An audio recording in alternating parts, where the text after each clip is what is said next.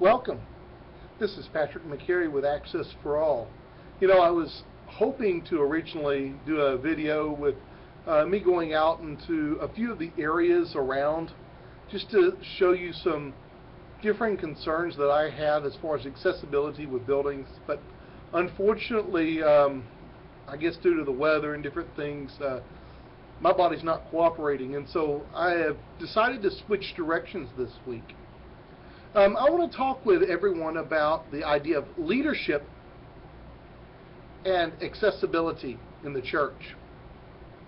You know, it's oftentimes the leadership that directs the members' actions and the way they interact with people. If the leadership is uncomfortable with those who have disabilities, then oftentimes it trickles down into the members themselves, and they have difficulties. Let me give you an example.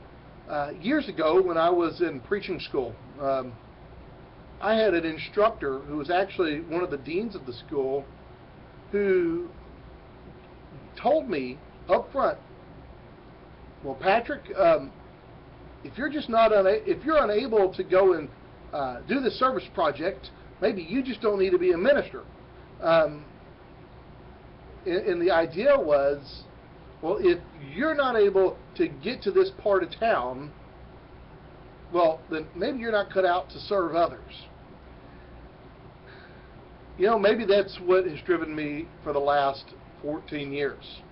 Maybe that one statement is just stuck in my head, and it has just been a bug in there crawling around all these years, and it's poking its head up now. But I think that's part of the reason I want to do this lesson today, the idea of leadership in accessibility.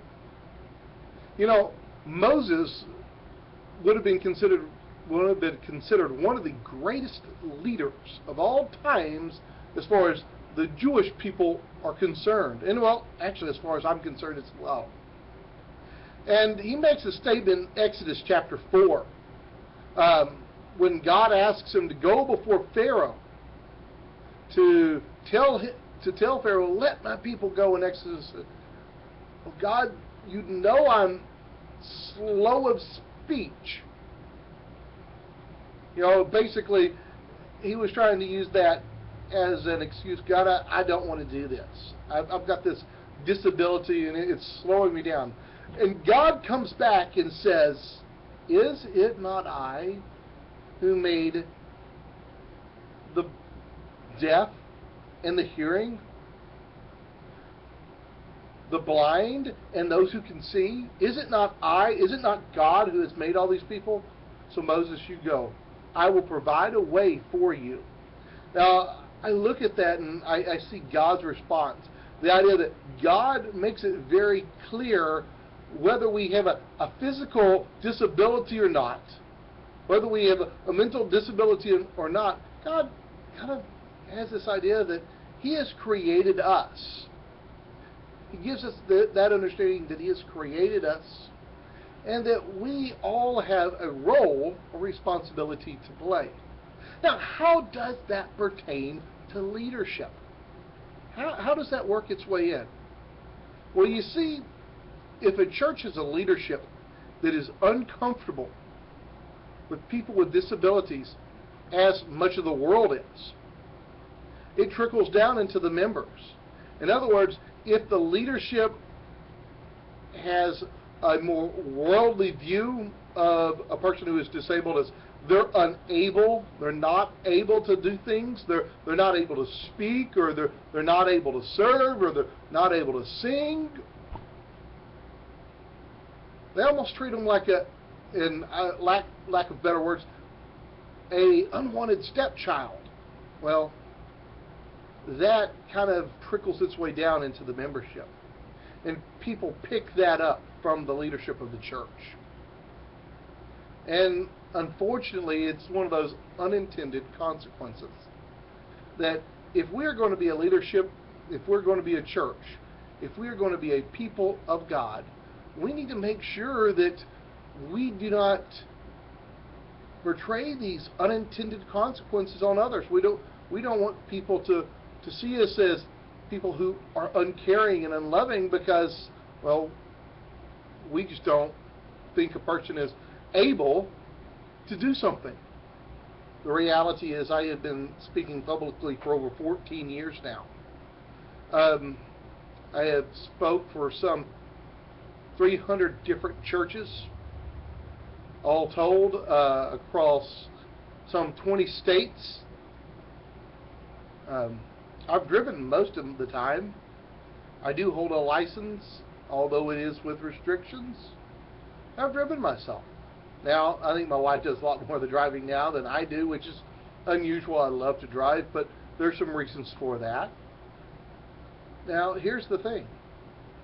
If we are a church that looks down or is not open to a person with a disability, then when a person walks into the building or rolls into the building who is not the same as we are physically, they look different, then we tend to treat them differently.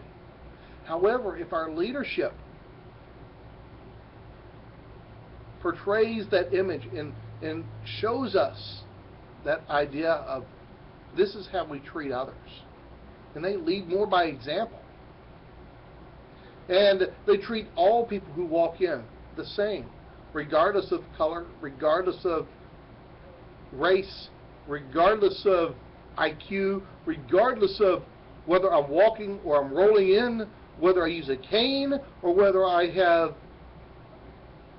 a cane to guide my way, whether I have to use sign language to speak, if they treat me the same as everyone else, you see, then the people around them, everyone else treats me that same way. Now, fortunately, I have probably not the best example of this because I can hide for the most part, or I used to be able to hide more than I am now, some of those distinguishing problems that people would automatically see. Ever since transverse myelitis, unfortunately, can't hide as much. Happened a few years ago. I've got a left leg that drags pretty bad. I've got drop foot pretty bad. There are some weeks that I don't get around as well as other weeks, and unfortunately this week's one of those, and so it's more noticeable now than it was then. Yet, how are you going to treat me when I walk into a building? Are you going to look at me as a brother or a brother in Christ, or are you going to look at me as a person who is less than the rest of your members? I think, again, accessibility starts from the top down. It starts with a mentality that we as a group of people, we as the church, are going to open ourselves up. We're going to be accessible to all people who come in our doors. We're going to go above and beyond, and if we see someone having difficulty, we're going to be the one saying, hey, how may I assist you? How are we going to make ourselves the accessible church that God desires us to be? We start with the leadership. We start with the ministers. We start with the elders of the church. We start with the deacons. And we work our way down. Again, this is more pertaining to churches, but the reality is if you're watching this and you're not a church leader, but you are a business owner, it pertains to you as well. It starts with the top down. Guys, thanks for watching this video. Again, I'm Patrick McCary. I'm with Access for All. My email is packey3@juno.com. That's juno.com. Please feel free to drop me an email. Let me know what you think. Give me some suggestions, some ideas. Tell me what you don't like. Babe, I can always work on things. I'm not perfect. I don't claim to have all the answers. But I do try my best to find the answers. Thank you.